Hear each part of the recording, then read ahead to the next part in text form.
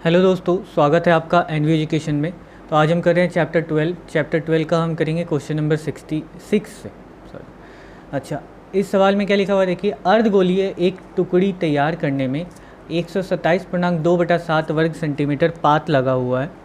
कटोरी का मुख का व्यास कितना है ये पता करना है। अच्छा, कटोरी कैसी दिखती है? कटोरी एक अर्धगोलक की तरह दिखती है जो बीच में से खाली होती है। ठीक है, बीच में से क्या है, ये खाली है। मतलब ये जो पात है, मतलब ये जो भी पात्र है, यानी स्टील का है तो स्टील, कांच का है तो कांच, तो ये स्टील का यहाँ पे क्या पूछा है, वर्ग सेंटीमीटर, यानी कि सीधे सीधे पूछा है कि इस स्टील का आपका वक्रतल का क्षेत्रफल कितना है। ठीक है, वर्ग सेंटीमीटर यानी कि हम जानते हैं वर्ग किस में लिखते हैं, क्षेत्रफल में। तो यहाँ पे क्षेत्रफल बोलने के लिए क्या है, या तो समग्र तल का क्षेत्रफल होगा या तो वक्रतल का क्षेत्रफल होगा। तो कटोरी में कोई समग्र तल के क्षेत्रफल की बात तो होती नहीं है, क्योंकि यहाँ पे तो कुछ है नहीं, खाली खाली है। पूरा भरा हुआ कहाँ है, बाहर की तरफ, यानी वक्रतल के क्षेत्रफल की बात की जाएगी। अर्धगोलक है तो अर्धगोलक के वक्रतल का क्षेत्रफल। तो चलिए लिखते हैं अब यहाँ पे अर्धगोलक के वक्रतल का क्षेत्रफल।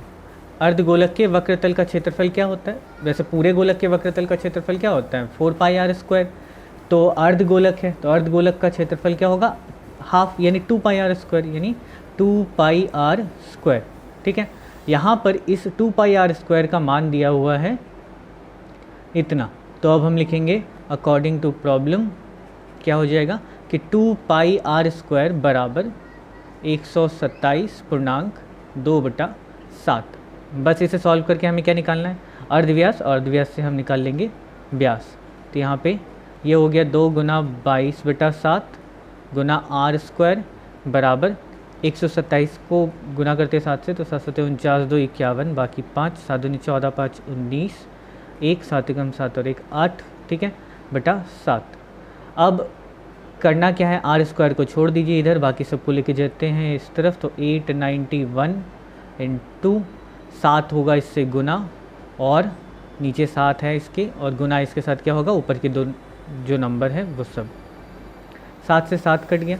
यहाँ पे देखिए 11 से ये कट जाएगा, 11 दूनी 22, और 11 से ये कट जाएगा, ये हो जाएगा 11 8 88, और 1 11 कम 11। ठीक है, यानी कि ये हो गया क्या, r बराबर 81/2 दूनी 4 का रूट। इसका वैल्यू क्या आ जाएगा, 81 का रूट 9 और 4 का रूट 2, यानी 4.5 सेंटीमीटर। अब सेंटीमीटर क्यों लिखे, क्योंकि यहाँ पे क्षेत्रफल जो है वो वर्ग सेंटीमीटर में दिया हुआ है, और इसी वजह से हम अर्धव्यास जो है वो लिखेंगे 4.5 सेंटीमीटर। अच्छा, ये हमारा क्या निकला, अर्धव्यास निकला। अर्धव्यास 4.5 सेंटीमीटर। हमसे पूछा क्या है, व्यास पूछा है। तो व्यास बराबर क्या होगा, 2 × r, 2r, यानी कि 2 × 4.5, तो 4.5 × 2 यानी 9 सेंटीमीटर। ठीक है, तो कटोरी के मुख का व्यास जो है वो क्या होगा, 9 सेंटीमीटर। तो कटोरी के मुख का व्यास 9 सेंटीमीटर होगा। यही हो गया हमारा आंसर। ओके, तो अब करते हैं अगला सवाल। देखिए, बस फॉर्मूलाज थोड़े से ध्यान में रखने होते हैं, और बाकी तो ये सवाल में कुछ है नहीं। ठीक है, तो यहाँ पे अब अगला 7 नंबर सवाल। चलिए, तो यहाँ क्या है, एक ठोस लोहे के गोले का अर्धव्यास अगर 2.1 सेंटीमीटर है, तो उस गोलक में कितने घन सेंटीमीटर लोहा है उसका हिसाब करके देखिए, और उस लोहे के गोलक के वक्रतल का क्षेत्रफल कितना है ये पता कीजिए। अच्छा, अगर एक लोहे के एक गोलक को हम, वैसे यहाँ पे क्या पूछा, सीधे सीधे पूछा है कितना घन सेंटीमीटर लोहा है। कितना घन सेंटीमीटर लोहा है, तो हमसे घन सेंटीमीटर पूछा है, यानी कि आयतन निकालने की बात बोली गई है। तो बस आयतन पता करते हैं। तो एक गोलक का आयतन क्या होता है, गोलक का आयतन होता है 4/3 πr³। ठीक, बस सिंपल सा है। यहाँ पे r का वैल्यू दिया हुआ है, अर्धव्यास दिया है, अर्धव्यास कितना है 2.1 सेंटीमीटर, बस इसको पुट करना है यहाँ पे 4/3 गुना 22/7 और गुना 2.1 का 2.1 का क्यूब। तो इसको फैला लेते हैं वापस से फिर, यानी 4/3 गुना 22/7 गुना 2.1 गुना 2.1 गुना 2.1। तो यहाँ से पॉइंट हटाइए सब में से, तो नीचे एक 10 आ जाएगा, यहाँ से भी 10 और यहाँ से भी हटाएंगे तो क्या आ जाएगा 10।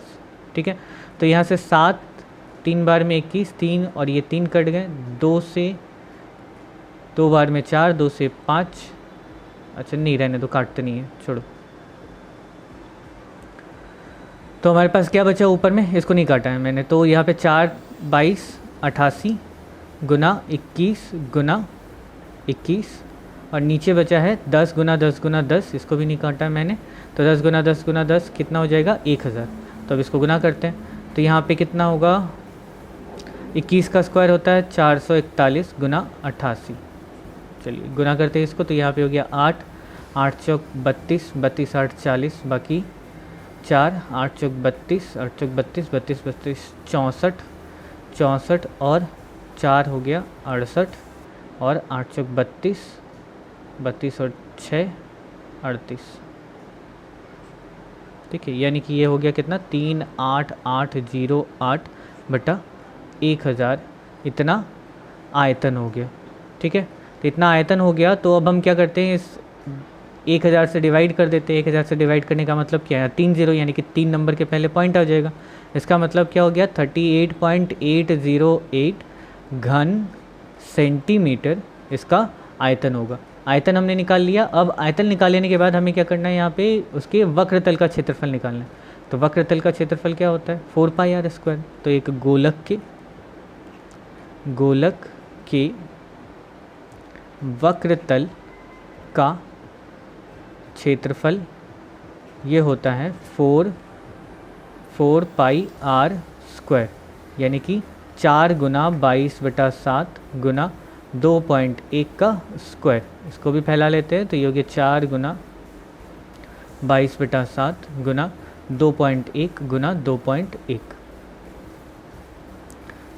तो यहाँ से हम पॉइंट हटाएंगे नीचे 10, यहाँ से भी पॉइंट हटाएंगे नीचे 10, तो 7 से इसको काट दिए, 7 या 21। ठीक है, तो यहाँ पे अब गुना कर लें, तो ये हो गया 88 गुना 21 या 63 बटा 10 गुना 10 100।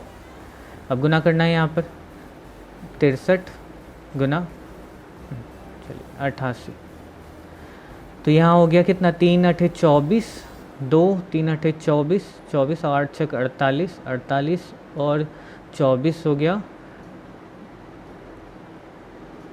72 72 और इधर से बचा हुआ था 2 यानी 74 बाकी 7 7 8 6 48 48 और 7 हो गया आपका 55।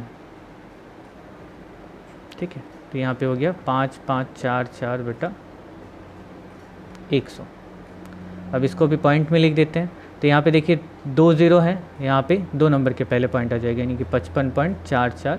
अब ये क्या है वर्ग सेंटीमीटर। क्यों वर्ग सेंटीमीटर, क्योंकि हमने ये क्या निकाला, इसका क्षेत्रफल है। ठीक है, वक्रतल का क्षेत्रफल। तो हमारे पास 2 आंसर आ गए, ये रहा लोहे का आयतन और ये रहा उस गोलक का क्षेत्रफल। ठीक है, चलिए अगला आप देख लेते हैं। नेक्स्ट क्वेश्चन 8 नंबर क्या लिखा है, एक ठोस शीशे के गोलक का व्यास अगर 14 सेंटीमीटर है तो इस गोलक को गलाकर 3.5 सेंटीमीटर अर्धव्यास के कितने ठोस गोलक तैयार किए जाएंगे। सबसे पहले तो ये शब्द का मतलब समझिए कि गलाकर बोलने का मतलब आपसे क्या पूछा जा रहा है निकालने के लिए। तो गलाने का मतलब आपसे पूछा जा रहा है कि कितना सामान वहाँ पे इस्तेमाल हुआ है, यानी कि आयतन कितना है। जो भी यहाँ पे जैसे शीशा है, शीशे का गोलक है, तो शीशे को गोलक को जब हम गलाएंगे तो क्या मिलेगा, बहुत सारा शीशा मिलेगा, और वो शीशा क्या होगा, आयतन में हम मापेंगे। तो यहाँ पे बोला है उस शीशे का आयतन, सपोज़ कीजिए ये एक गोलक है, इसको हमने गलाया, गला करके ये पूरा फैला दिया, तो ये पूरा क्या है, शीशा है। तो ये यहाँ पे कितना ग्राम या कितना घन सेंटीमीटर यहाँ पे शीशा है ये मिलेगा। अब इसी शीशे से हमें क्या करना है, छोटे छोटे गोलक तैयार करने हैं, छोटे छोटे गोलक तैयार करने हैं जिसका रेडियस जो है वो दिया हुआ है 3.5 सेंटीमीटर। मतलब इसमें से थोड़ा सा शीशा आयतन, थोड़ा सा शीशा यहाँ से निकाल के एक गोलक, थोड़ा सा शीशा ये निकाल करके एक और गोलक, थोड़ा सा शीशा और निकाल के एक और गोलक, इस तरह से हमें कुछ गोलक बनाने हैं। ठीक है, मतलब पूरा का पूरा निकाल करके छोटे छोटे हिस्सों में बांट देना। तो चलिए पहले निकालते हैं हम इस शीशे का आयतन। ठीक है, तो शीशे का आयतन, शीशा का आयतन, वैसे गोलक है तो आयतन क्या होता है 4/3 पाई आर क्यूब। ठीक है, अच्छा यहाँ पे व्यास दिया हुआ है, गोलक का व्यास दिया है 14 सेंटीमीटर। तो व्यास है, अर्धव्यास निकालते हैं यहाँ से। अर्धव्यास क्या हो जाएगा, अर्धव्यास यानी 14/2 यानी 7 सेंटीमीटर। ठीक है, 2 7 14, 7 सेंटीमीटर। तो चलिए अब इसको सॉल्व करते हैं। यहाँ पे 4/3 गुना 22/7 गुना 7 का क्यूब। ठीक है, तो ये हो जाएगा कैसा कि 4 गुना 4/3 गुना, चलिए इसको छोड़ दीजिए, यहीं पे छोड़ देते हैं, पाई गुना 7 का क्यूब, रहने दो। ये हमारा क्या है, टोटल शीशे का आयतन है, इतना घन सेंटीमीटर। ठीक है, अब हम इसे क्या करेंगे, बांटेंगे। बांटेंगे तो हर एक छोटे छोटे गोलक का कितना आयतन होगा, मतलब हर एक छोटे छोटे गोलक में कितना शीशा मिलेगा, कितना शीशा देना पड़ेगा, उसके लिए हमें क्या निकालना होगा, एक गोलक का आयतन, एक छोटे गोलक का आयतन। तो अब यहाँ से छोटे गोलक का अर्धव्यास लिखते हैं। तो यहाँ से छोटे गोलक का अर्धव्यास, छोटे गोलक का अर्धव्यास कितना है 3.5 सेंटीमीटर। ध्यान रखिएगा यहाँ अर्धव्यास दिया है, व्यास नहीं। ठीक है, इसलिए दो भाग, इसको भाग नहीं कर रहे। तो इसका आयतन, अब यहाँ पे आयतन, यहाँ से क्या निकलेगा, वही 4/3 पाई आर क्यूब, ये वाला, यानी 4/3 पाई इंटू 3.5 का होल क्यूब। ठीक है, ये एक छोटे गोलक का आयतन है, इतना घन सेंटीमीटर एक छोटे गोलक का आयतन है। और हमारे पास पूरा शीशा जो है इतना है, तो हर मतलब कितने नंबर में शीशे मिलेंगे। ठीक है, ऐसा समझिए जैसे आपके पास कुल 10 ग्राम सपोज़ कीजिए सोना है। हाँ, आपको पता है कि आपको एक अंगूठी बनाने में 2 ग्राम लगेंगे, एक अंगूठी बनाने में 2 ग्राम सोना लगेगा, आपके पास 10 ग्राम सोना है, तो कितनी अंगूठियाँ बनेंगी, तो जितना आपके पास कुल सोना है उसमें से एक सोने में लगने वाला, मतलब एक अंगूठी में लगने वाला सोने को आप भाग कर देंगे। वैसे ही यहाँ पे कंडीशन उसी तरह का बनता है कि आपके पास इतना सारा शीशा है, आपको पता है कि एक गोली में शीशा जो है इतना लगना है, तो कितने संख्या में शीशे बनेंगे, कितने संख्या में गोलियाँ बनेंगी, तो क्या होगा, तो गोलियों की संख्या, तो यहाँ पे लिख देते, चलिए छोटे गोलकों की संख्या, छोटे गोलकों की संख्या हम कैसे निकालेंगे, पूरा आयतन बटा ये एक छोटे का आयतन। ठीक है, पूरा आयतन कितना है 4/3 पाई 7 का होल क्यूब बटा 4/3 पाई 3.5 का होल क्यूब। ठीक है, तो यहाँ से 4/3 ऊपर से कट गया, अच्छा यहाँ पे 4/3 ऊपर से कट गया, यहाँ से कट गया, पाई यहाँ पे कट गया, और हमारे पास क्या बचा है तब 7 का क्यूब बटा 3.5 का क्यूब, ये बचा है। इसको हम किस तरह से लिख सकते हैं, लिख सकते हैं 7/3.5 का होल क्यूब, इसका मतलब दोनों पे क्यूब है। अब यहाँ से पॉइंट हटाएंगे तो यहाँ 0 और 35 दूनी 70, और आ गया क्या 2 का क्यूब, इसका मतलब 2 का क्यूब यानी 8। तो गोलियों की संख्या कितनी होगी, 8 होगी। ठीक है, ये हमारा आंसर हो गया। ओके, नेक्स्ट क्वेश्चन देखते हैं। अब पिछला जैसा सवाल था कि एक बड़े गोलक को गला करके छोटे छोटे कुछ गोलक बनाए गए, यहाँ पर क्या है 3 छोटे गोलक हैं, 3 छोटे गोलक हैं जिनको गलाकर एक बड़ा गोलक बनाया गया, और पूछा है कि उस बड़े गोलक का अर्धव्यास कितना है। ओके, तो यहाँ पे हमें क्या करना होगा, सबसे पहले हर एक का आयतन, क्योंकि सबको गला करके एक कर देना। तो चलिए गलाते हैं। तो पहले गोलक का अर्धव्यास, पहले गोलक का अर्धव्यास कितना है 3 सेंटीमीटर। तो आयतन कितना होगा इसका, आयतन होगा 4/3 पाई आर क्यूब, इसका मतलब 4/3 पाई गुना 3 पे पावर 3। ठीक है, इसको छोड़ दो इसको यहीं पर। अच्छा, दूसरे गोलक का आयतन, अच्छा दूसरे गोलक का अर्धव्यास, दूसरे गोलक का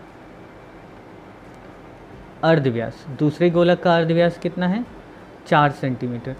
अच्छा, तो दूसरे गोलक का आयतन कितना होगा, वापस से 4/3 पाई आर क्यूब, इसका मतलब 4/3 पाई और 4 का क्यूब। ठीक है, अब तीसरे गोलक का अर्धव्यास, ये कितना है 3, 4 और 5 सेंटीमीटर। यहाँ पे घन सेंटीमीटर। तो इसका आयतन क्या होगा 4/3 पाई आर क्यूब, इसका भी यानी 4/3 पाई गुना 5 का क्यूब, इतना घन सेंटीमीटर। ठीक है, अच्छा ये कर लेने के बाद अब हमें क्या करना है, ये तीनों तो हमें मिल गए, तीनों का आयतन मिल गया। अब हम क्या करेंगे, तीनों को जोड़ देंगे। अब तीनों गोलकों को गलाने के बाद कुल आयतन क्या होगा, यहाँ पे 4/3 पाई 3 का क्यूब प्लस 4/3 पाई 4 का क्यूब प्लस 4/3 पाई 5 का क्यूब। ठीक है, अब यहाँ पे मैंने ऐसा क्यों छोड़ दिया था, क्योंकि यहाँ पे देखिए सब में 4/3 पाई जो है वो कॉमन है, तो हम कॉमन निकाल लेते हैं। 4/3 पाई बचा क्या 3 का क्यूब क्या होता है 3 3 होती है 27, प्लस यहाँ पे 4 का क्यूब बचा है यानी कि 4 चौक 16 चौक 64, प्लस यहाँ 5 का क्यूब बचा है यानी 125। अब इसका मतलब 4/3 पाई गुना यहाँ पे कितना हो जाएगा 5 4 9 7 16, 3 6 9 2 11 और ये 2। ठीक है, इतना हो गया। अच्छा, ये है इतना घन सेंटीमीटर आयतन। तीनों को गलाने के बाद हमारे पास इतना सामान मिला है। अब हमें क्या करना है, हमें पता करना है कि जो बड़ा गोलक बनेगा उसका अर्धव्यास कितना होगा। ठीक है, तो बड़ा गोलक जो बनेगा उसका आयतन क्या होगा, तो बड़े गोलक का आयतन तो कहीं पर बदलने वाला नहीं है, फॉर्मूला तो वही है 4/3 पाई आर क्यूब। तो बड़े गोलक का अर्धव्यास, मान लिया अर्धव्यास बराबर आर है। ठीक है, चलिए कैपिटल आर माना, तो आयतन कितना होगा 4/3 पाई यहाँ से आर क्यूब। ठीक है, अब इसका मतलब क्या है कि इसी चीज़ से, इसी आयतन से बनना है और ये भी उसी गोलक का आयतन है, मतलब दोनों बराबर हैं। इसका मतलब हम क्या लिख सकते हैं अकॉर्डिंग टू प्रॉब्लम कि 4/3 पाई आर का क्यूब बराबर 4/3 पाई गुना 216। ठीक है, तो यहाँ से आप देख रहे हैं दोनों तरफ 4/3 पाई और पाई सब है, इन सबको क्या करेंगे हम काट देंगे। तो यहाँ से 4/3 कट गया, पाई और पाई कट गया, बचा क्या हमारे पास कि आर क्यूब बराबर 216। तो आर बराबर क्या हो जाएगा 216 का होल क्यूब। अब 216 किसका क्यूब, 216 का क्यूब रूट क्या होता है 6 होता है। ठीक है, यानी कि आर बराबर हो जाएगा आंसर हमारा 6 सेंटीमीटर। तो बड़े गोलक का व्यास, अर्धव्यास जो है वो कितना है 6 सेंटीमीटर। ओके, नेक्स्ट अब 10 नंबर सवाल देखिए। एक अर्धगोलक गुंबज के आधार का व्यास 42 डेसीमीटर है। तो गुंबज के ऊपरी तल को रंग करने में 35 रुपये प्रति वर्ग मीटर की दर से कितना खर्च होगा, यह निकालना। देखिए यहाँ पे बोला है, एक तो सबसे पहले गुंबज क्या होता है ये जानिए। गुंबज देखिए, गुंबज कुछ इस तरह की आकृति का होता है, उल्टा एक इग्लू की तरह इसका पूरा का पूरा ऊपरी सतह ढका हुआ रहता है, ठीक है, या नीचे ज़मीन पर ये है। इसे ही कहते हैं, इसी आकृति की चीज़ों को कहते हैं हम गुंबज, ठीक। तो गुंबज के ऊपरी सतह को रंग करना है, ऊपरी सतह को रंग करना है, तो यहाँ पे ये क्या दिख रहा है, एक अर्धगोलक, ऊपरी सतह ही रंग होगा, यानी कि इसका वक्रतल ही इसका रंग होगा। और यहाँ प्रति वर्ग मीटर बोला है, यानी कि हमसे बोला क्या गया है कि इसका वक्रतल का क्षेत्रफल के बारे में पता करना है सबसे पहले, तो उसके बाद पूरे तल को रंग करने में कितना लगेगा।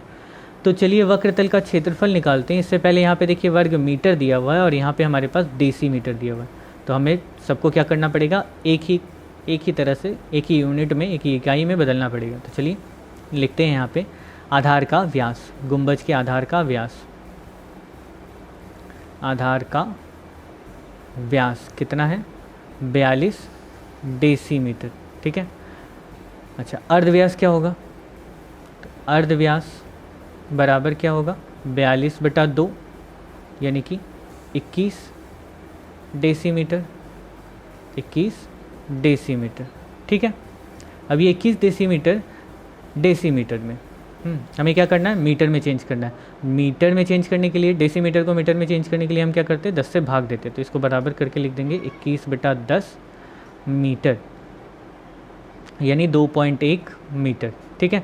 अब अर्धव्यास हमारा हो गया, हमें क्या निकालना है सबसे पहले कि इसका वक्रतल का क्षेत्रफल कितना है, ठीक है, क्योंकि एक वर्ग मीटर रंग करने में 35 रुपये है, तो पूरा रंग करना है।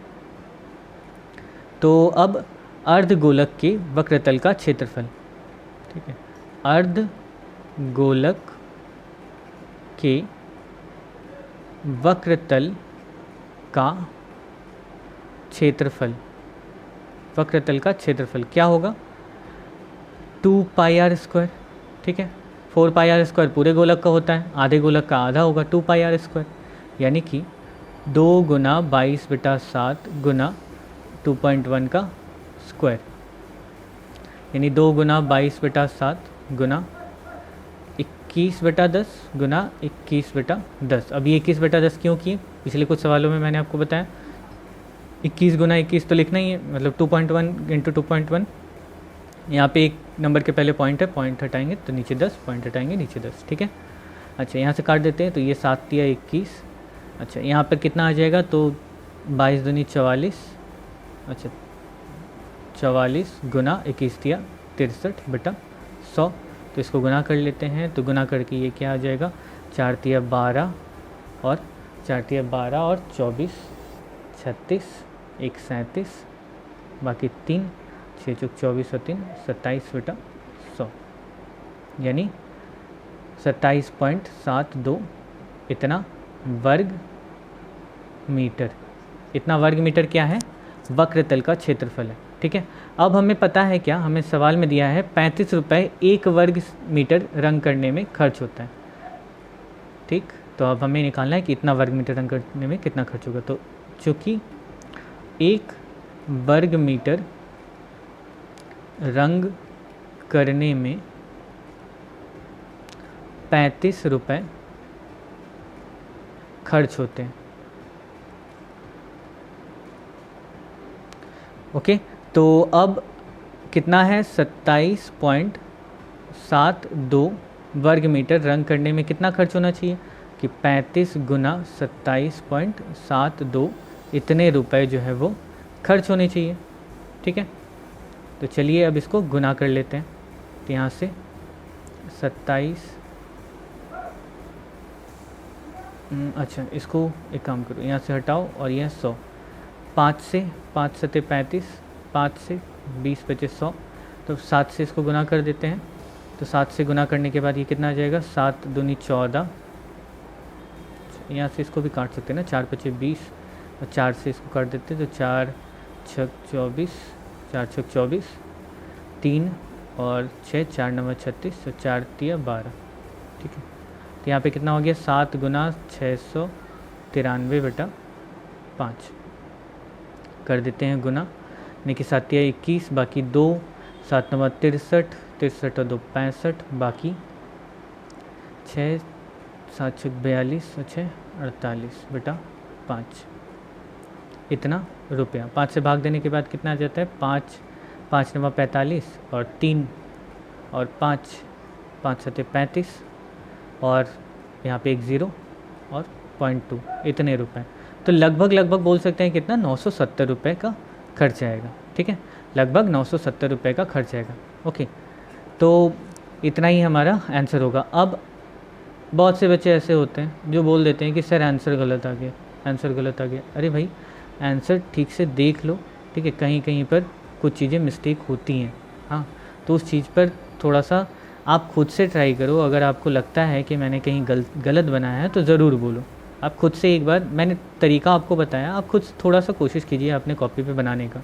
ठीक है, और जहाँ तक रहा आंसर का बात, तो इस क्वेश्चन का आंसर जो है वो 970 रुपये दिए हुए हैं। अब 970 रुपये दिए हुए हैं, इसका मतलब ये नहीं कि ये 0.2 जो है वो एक्स्ट्रा आ गया तो वो ये आंसर गलत हो गया, ऐसी बात नहीं है। किताब में आंसर कभी कभी पूरे नंबर में दिए रहते हैं। मतलब उन्होंने क्या किया, इस 0.2 यानी कि 20 पैसे को छोड़ दिया, 20 पैसे से कोई लेना देना नहीं है। तो 970 रुपये ये आंसर है। ठीक है, तो चलिए मैं बस इसी बात के साथ इस वीडियो को ख़त्म करता हूँ। अपना ख्याल रखिएगा, घर पे रहिए, सेफ़ रहिए। Bye bye, take care. तो एक छोटा सा अनाउंसमेंट है, अगर आप हमारे चैनल को सपोर्ट करना चाहते हैं तो आप यहाँ नीचे सब्सक्राइब के बगल में ज्वाइन बटन है, इस ज्वाइन बटन पे क्लिक करके सिर्फ 59 रुपीज़ मंथली पे करके हमें सपोर्ट कर सकते हैं।